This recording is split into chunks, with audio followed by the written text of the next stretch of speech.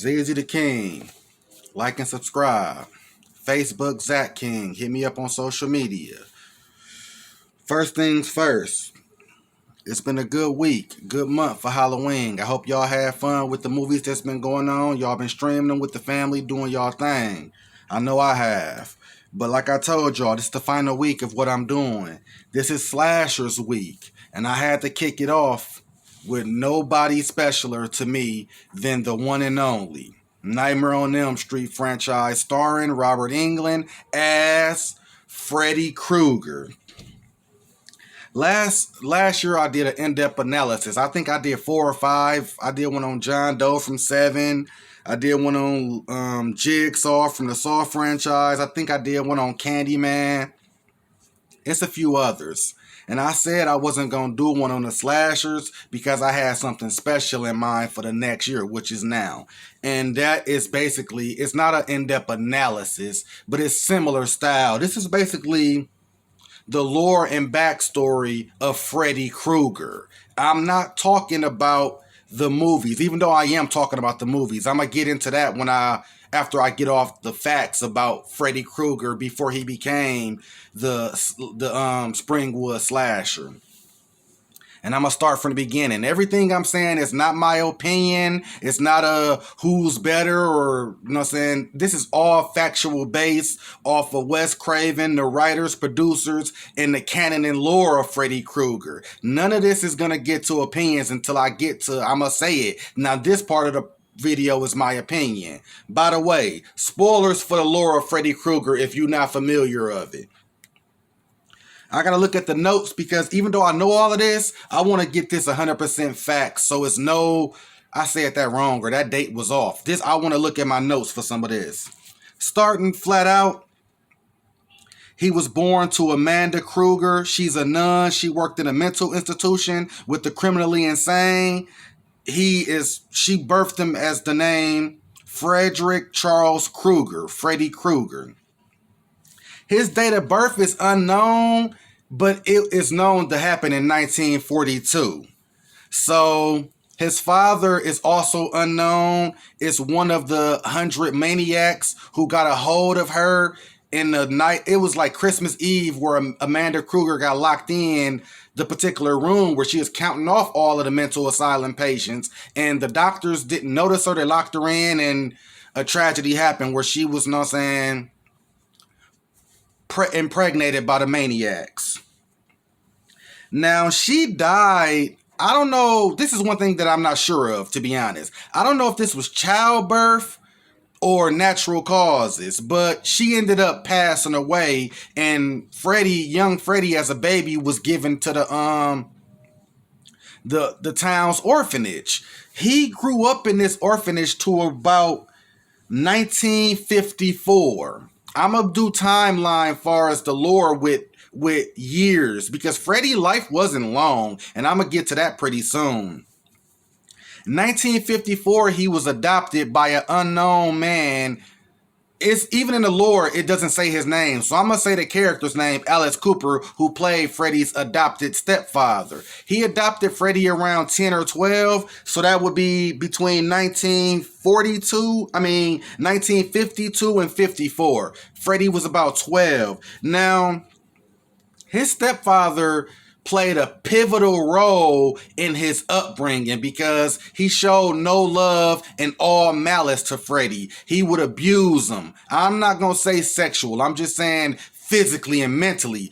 Beat him. Keep him in a basement. It was like a boiler room kind of area. He kept Freddy down there as a young boy to where he would just go down, beat him, punch him, slap him over the shoulder with a belt. This was about 9 years of torture for young Freddy. So he became so numb to the pain that he would laugh at his stepfather and beg for more hits and abuse. Till one day in 1963, in which Freddy was 21. So he had dealt with this for about 9 to 10 years of abuse and psychological badgery. And also, I gotta add in, Freddy was a young boy, so obviously he went to school. It was known throughout the town he was the son of 100 maniacs, and that became like The 1, 2, Freddy's coming for you. It became a theme song throughout his childhood that traumatized him. Son of 100 maniacs, son of 100 maniacs. So he had no good blessings. Like, normally if you had a bad child home life, maybe school is your sanctuary where you got a teacher or a friend that care for you. Or if school you getting bullied, maybe you come home and you got loving parents. He was getting the short end of the stick from both angles, and he's an orphan. Never knew his mother or father. Similar to Baltimore's background, not knowing love. So in 1963, after the 9 or 10 years of abuse from his father, Fred snaps. He killed his father, cut his throat, and burned the house down. Now, this is a fictional town of Springwood, but he wasn't in Springwood at the time of these crimes and birthed in Springwood. He was in Ohio, so let's say it could have been Cleveland or Canton. I don't know every small town or city that's in Ohio, but he was migrating from one of those other cities in Ohio to Springwood. When he gets to Springwood, he's a young, fit 21-year-old, but he has no money, no job experience, no prospects. He don't know nobody. So he easily goes to homeless shelter after homeless shelter before his odd behavior gets him kicked out of every homeless shelter to where he's basically like a hobo on the street, a bum. When school kids let out, he in the alley behind the school drinking. The kids tease him, you know what I'm saying, kick him over, you know what I'm saying, just bullying him. This is building up to Freddy Krueger, what we know from the movies. He already had a childhood of traumatizations and bullying from school kids in his youth. So he never had a connection to nobody. But one day, it's called the need to survive. Freddy finds a way to ingratiate himself to certain people. Not like he a part of the town or the members, but he do odd jobs for survival reasons. And when I say survival reasons, I mean to eat, to drink. You gotta eat and drink to live. But he also got a real big drinking problem. So Freddy do odd jobs for people to make his little money to survive on basic instincts as a bum, until he meets one man who actually works at the BRT power plant in Springwood. So he says to his boss, this young guy, Fred Krueger, he's 21, he's in town, he's homeless, I've been letting him stay with me a couple of days. I think he'd be a perfect employee to hire. He good with his hands and he learn quick. So Freddy gets the job at the BRT power plant. Freddy, unlike what you would think or even know, is excelling at his job. He learning fast and he's doing a good job to where he works his way up to middle management. Now you thinking a person antisocial, sociopathic tendencies, you know what I'm saying, he got child pedophilia, feels about him. How could he rise? He ain't rising from social skills. He rising just from, he know how to work the machines and work with his hands. But he also always had an avid hate for kids. So as he gets his position higher, he gets his own little office. That's where he starts building his psycho, you know what I'm saying? The iconic glove wasn't even built yet. But you see from part 6 of the movie, he has a laboratory of alternate, you know what I'm saying, killing gloves that he done made. Now, like I said, since he in middle management, he in certain parts of the building, he's in certain parts of the office where he got free space to roam by himself. He's the only one who got the keys and the keypad to get in these areas. That's where he starts to take his Springwood victims, the kids of Springwood. So what happens is, I don't want to skip over this because this is a pivotal, important part for the lore.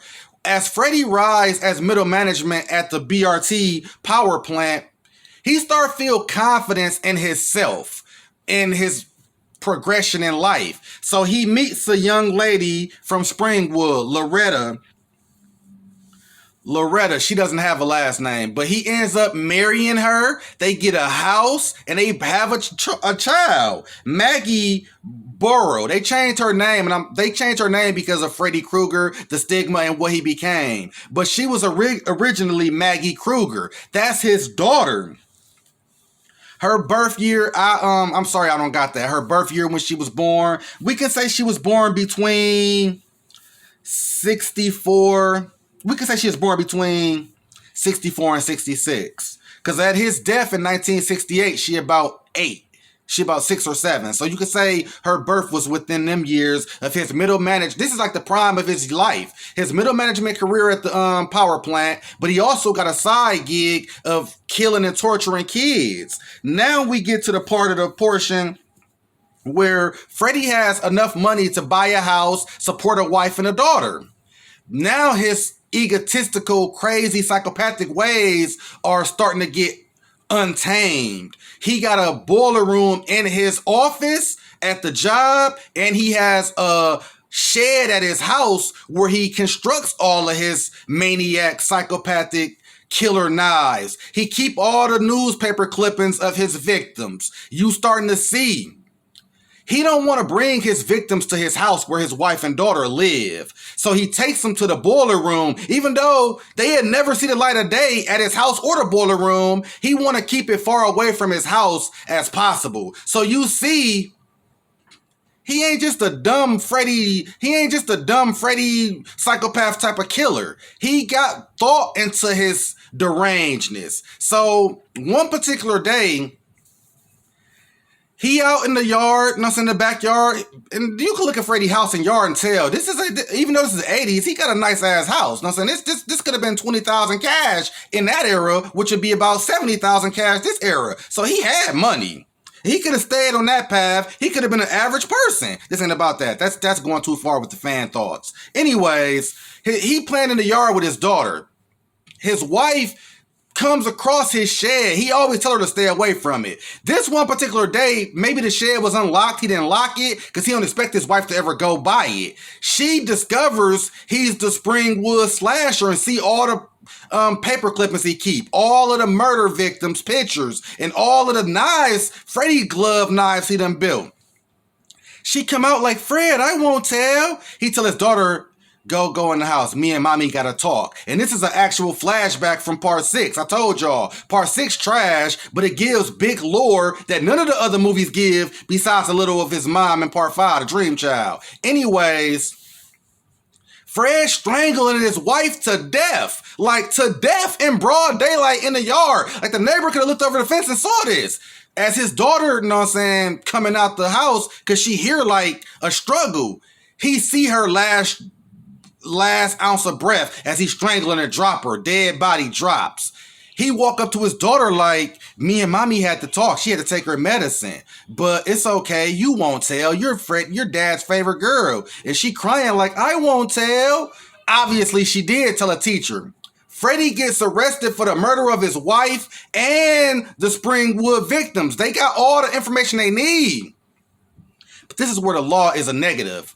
We can know you did it, but we still got to prosecute you. Jeffrey Dahmer admitted in the tapes, I killed and ate these people, but we still got to have a trial. Certain things should be like, you guilty, we ain't finna waste government money, you going to jail today, maybe even death penalty. That ain't how the law work though, and I get why. But this is why the law is the law. As arresting him, they didn't have a search warrant, a technicality wasn't right, so Freddie was released on his own recognizance because the police, the arresting officers, screwed the case up. So at this time, Freddie got a body count of 20 plus kids. And this is an Easter egg if you didn't know. Nancy Thompson's big sister was one of Freddy Krueger's first victims. That's why the house is so iconic, because his first kill came from a child that lived in that house. People would think it's iconic because of part 1 and part 2 with Jesse and Nancy. The lore starts even before the movies, where he killed the Thompsons' oldest daughter, but they buried that. A lot of kids, that's why the Springwood parents had kids after that, to make up for the child he lost. And that's why they said, fuck it. They went to his boiler room in 1968. Freddie was 26 at this time. Burned the boiler room down, killed him. As Freddie's dying, The most evil, vile dream sperm spirits come out to the most evil people of all time to try to corrupt their spirit to keep them to live on and keep doing the devil's bidding. This also in the movie. They telling Freddy, if you want to keep on your massacring and killing ways, you gotta just let us in. Give in to the dream demons and you will live forever. Freddy telling them as he's burning to death, not even trying to get out the fire. I want it all. When they engulf him and go down him, they're part of his spirit. And that's the lore of Freddy Krueger. From that point on, from 68 to 1984, where the first movie happens in part 1, all those years was Freddy not being powered. It ain't gotta have Hypnocell. Nobody has a mind. Young kids and the parents know what they did. They buried it in the junkyard in the back of the Cadillac. But none of the kids are aware of what happened. Like they say in the Dream Warriors. Yeah, that's something your parents will tell you. Yeah, good night. Have a good night. This what Karen tell Will, the wizard. Your parents ain't gonna tell you something like this. Yeah, just so you know, we killed the maniac who killed the kids in this town. So that's a buried secret from 68 to 84. All the parents know what the fuck we did. He done killed all of our son or daughters. We all done had our future son and daughter. The Nancys, the Glens, all the characters throughout the Nightmare on Elm Street franchise had big brothers or sisters that was killed, and they the replacement child. So now, from 68 to 84, Freddy is learning his demon powers, his demon spirits, how to interrupt the dream spirits. Can he get enough power to enter the real world? He learning and learning for 68 to 84 is, I think, 16 years on the top of my mind. For 16 years to get his power. That's why you see in Freddy vs. Jason, he got no power because they use a Hypnocell so that nobody have a memory. So after he gets so much power to learn how to get in your dream and affect you and affect, if he cut you in a dream, your gown could be cut in real life, your pajamas. And if he killed you, you can really die. He also had to discover this stuff through the years of practice, trial and errors. Once Freddy learns that he can affect people in the real world, that's when we get to Nightmare on Elm Street Part 1. And I'm gonna leave it at that. That's all facts. I didn't make none of this up. And I done research for this just to double check my facts. Everything I said was factual information and I'm not capping. Now we get to the portion of my opinion. Why I say he the GOAT is because I feel like at his prime, him, Jason, and Michael Myers are the top 3. No debating. Even though I love Leatherface, Candyman, Hannibal, Jigsaw, Chucky, they all distant 4th, 5th, 6th. The gold medal goes to Freddy. The bronze go to Michael. And the silver go to Michael and the bronze go to Jason. When they was going head to head, Freddy box office was better, even though Michael Myers took him over in the current time. But I look at Michael Myers and Jason are the same guys with switched up backstories. The lore a little different. They, to me, are a basketball analogy of Magic Johnson and Larry Bird. And Freddy is the Michael Jordan, where he came at the same time as them. They was more established by 4 or 5 years, but he took it over to where he's the gold standard. He became they are legends and icons just like him, but he transitioned from a horror icon to where anybody could be behind the mask on Jason. It's been, Kane Hodder is the best, but it's about 5 or 6 who did good jobs like Kane Hodder. Anybody can get behind the mask of Michael Myers. Nobody could be Robert Englund. Part 2, check it out. He all stiff as hell. That's not Robert Englund. He made Freddy Krueger in the new Nightmare on Elm Street franchise what it is. Where Jason and Mike, to me, anybody could be behind that mask. And same with Leatherface. But that's why I like Chucky and Candymans and Jigsaws. Anybody can't say they dialogue. But when it come to dialogue, Chucky, Candyman, even Hannibal all gotta take a backseat to Freddy Charles Krueger, the GOAT of all GOATs. And I'm out of here. ZZ the King. Like and subscribe. I'm hitting y'all with some bangers. This is Slasher Week, y'all. So hit my lines. ZZ the King, and I'm out.